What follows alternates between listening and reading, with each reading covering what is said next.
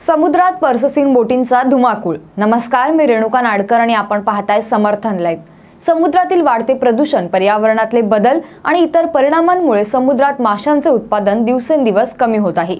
अशा परिस्थितीत माशांची पैदास होण्याच्या बंदीच्या कालावधीत पर्ससीन मासेमारी करणाऱ्या बोटी समुद्रात धुमाकूळ घालत आहेत। मत्स्य विभागाचा सौदेबाजीचा कारभार समुद्रातील मासळी संपुष्टात आणण्यास कारणीभूत ठरत आहेत।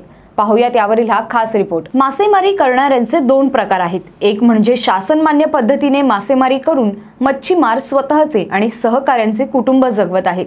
नैसर्गिक नियम पाळून बंदी काळात, प्रजनन काळात शासनमान्य पद्धतीने मासेमारी करणारा मच्छीमार समुद्रात मासेमारीसाठी जात नाही, तो शाश्वत मासेमारी करतो। दुसरा धनदांडगा मच्छीमार पर्ससीन आणि LED लाईट यांच्या माध्यमातून विनाशकारी मासेमारी करतो। त्यामुळे नैसर्गिक प्रजननाचा आणि शासकीय बंदीचा काळ धनदांडगा मच्छीमार न मानता तो बंदी काळातही विनाशकारी मासेमारी करतो। या विनाशकारी मासेमारीला मत्स्य आयुक्त विभागाचे अलिखित संरक्षण लाभत आहे। प्रत्यक्ष समुद्रात वातावरणातील बदल, प्रदूषण आणि इतर नैसर्गिक बदलांमुळे माशांचे उत्पादन कमी होत आहे। याचा परिणाम मासेमारीच्या व्यवसायावर होत आहे, परंतु त्याचे प्रमाण कमी आहे। LED लाईट आणि पर्ससीन या पद्धतीने विनाशकारी जी मासेमारी होते, त्या मासेमारीमुळे समुद्रात मासे संपण्याची प्रक्रिया सुरू झालेली आहे। शासकीय बंदी काळात समुद्रात माशांचे प्रजनन होते। प्रजननासाठी मासे एकत्र येतात। याच काळात पर्ससीन आणि LED लाईट यांच्याद्वारे प्रजननासाठी एकत्र आलेले मासे जाळ्यात पकडले जातात। त्यामुळे समुद्रात माशांची नव्याने पैदास होत नाही। मासा नव्याने निर्माणच होत नसल्यामुळे सध्या माशांच्या दुष्काळाचे संकट उभे राहिले आहे।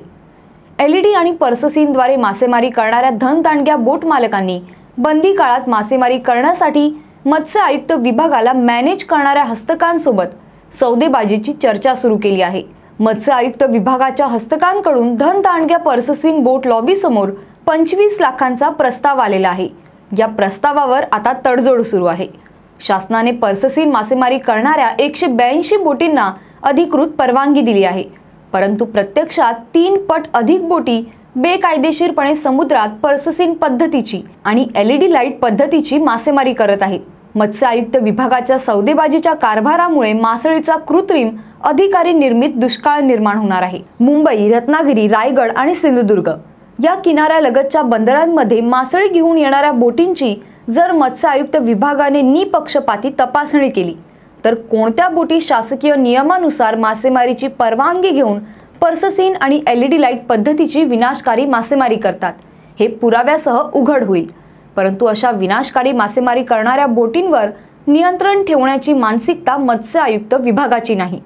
पर्यावरणातील बदल, नैसर्गिक आपत्ती आणि प्रदूषण यापेक्षा मत्स्य आयुक्त विभागातील सौदेबाजीचा कारभार मासेमारी व्यवसायात मोठं संकट म्हणून उभा आहे, अशी चिंता मच्छीमारांकडून व्यक्त होत आहे। त्यामुळे चिंताग्रस्त मच्छीमार सरकारकडे तुकाराम मुंढे यांची मत्स्य आयुक्त विभागात नियुक्ती करा अशी मागणी करत आहे।